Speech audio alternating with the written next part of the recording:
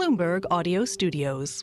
Podcasts, radio, news. We go to the Grace of Arkansas in French Hill, taking out 59%, I think it is, of the vote against a good candidate. He joins us now in victory. French Hill of the 2nd Congressional District in Arkansas.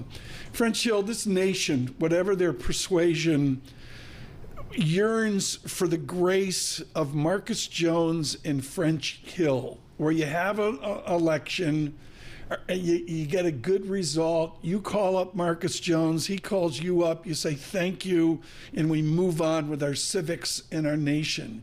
Can we get that in a second Trump term?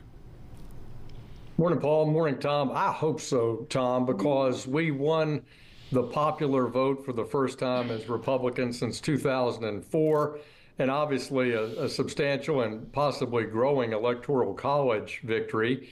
And if the election holds, we'll have a significant Republican majority in the Senate. And I believe we'll end up with maybe somewhere between 222 and 226 seats in the House. We have 220 today, so not a big majority over the 218 needed to control the House. But I think that sends a message. Let's try to work together and let's produce results for the American people. Let's not squander that popular electoral college victory and Republican majorities in the House and Senate. Congressman, what would be, or what do you think the party's to-do list should be at this point, given that the Republicans now control the White House, the Senate, and potentially the House? What would the to-do list, what should it look like?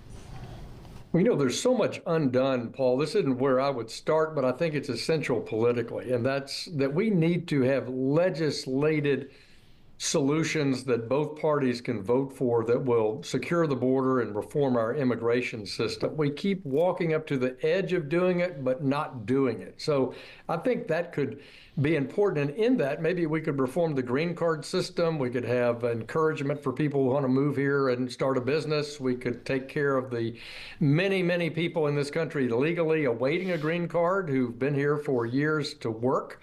Anyway, you get my point. I think that's an issue that's easily skipped over. The important issues for the Trump administration going into its first 100 days, besides confirming their leaders, are using budget reconciliation to try to continue to bring federal spending down from the pandemic avalanche of spending, and pick and choose among the tax cuts that are expiring in 2025 as to what to keep. And then finally, work together with recent Supreme Court cases that have limited federal agency discretion under the so-called Chevron deference to getting Congress working on a regulatory budget, a regulatory agenda. Part of the French Hill charm is you had to meet a payroll. You ran a bank in Arkansas, or 2 or 3, I can't remember the details. French Hill, we've got a banking industry in America in a jump condition. JP Morgan is up 3 standard deviations, up $20 off of trend. Few others, the more brokerage type, banking type, Goldman Sachs, Morgan Stanley, Paul, doing just as well.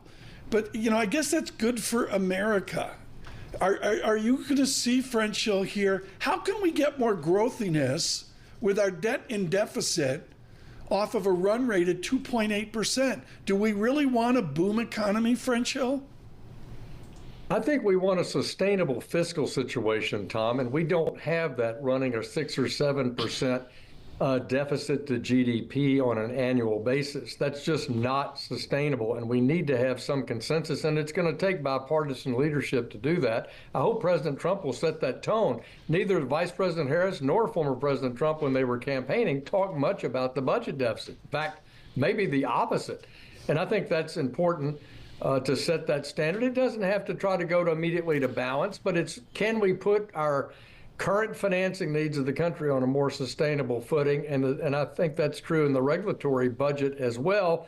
I think that will be positive for economic growth and for a healthy financial system.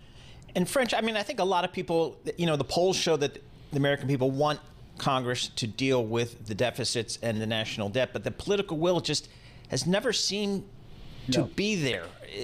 What's needed to shift that narrative, do you think?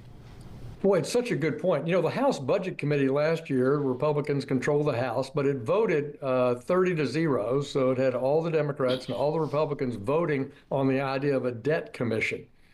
I'm not sure that's the right approach because I think it's too broad. I would really propose that we tackle something like Social Security reform for the out years to assure seniors in the out years that there'll be a solid Social Security system, and do what Reagan and Tip O'Neill did. Tip O'Neill was the Democratic speaker in the early 80s. Reagan, in his first term, they appointed Alan Greenspan to chair a commission with an up or down vote in Congress, like the base closing commission of the late 80s.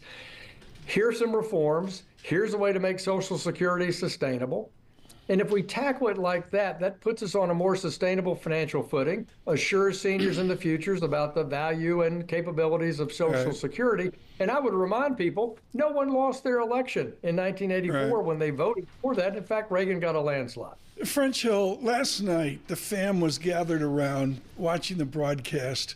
We were chowing down the Tyson Razorback nuggets. I mean, they were going down like nothing, Congressman. And one of the cherubs said, I told him that French Hill would be on the show, very excited about it. And they said, how did Bill Clinton get elected governor in Arkansas? How did Bill Clinton, at 32 years old, French Hill, grab 63% of the vote in Republican conservative Arkansas? How did that happen? Well, back when he did that, it was democratically conservative Arkansas. It was a super majority of the legislature, county judges, elected officials were all Democrats in the 70s and early 80s, but they were centrist, what you might call blue dog Democrats. And Clinton put himself at the front of their parade of a forward-looking, pro-growth blue dog. Can the Democrats, your opponents, can they get back to a blue dog attitude? They could, but they haven't so far. I mean, I see this every year for the decade I've served in the House. They double down on what I call a center-left progressivism that you find maybe in Brooklyn, but you don't find in Conway, Arkansas, and they try to run on it, and it hadn't worked for them yet. I mean, I'm looking here at what's going on, and Paul, I think the Razorbacks sort of, they sort of have a bye here, like they're 11th in the SEC. It's tough.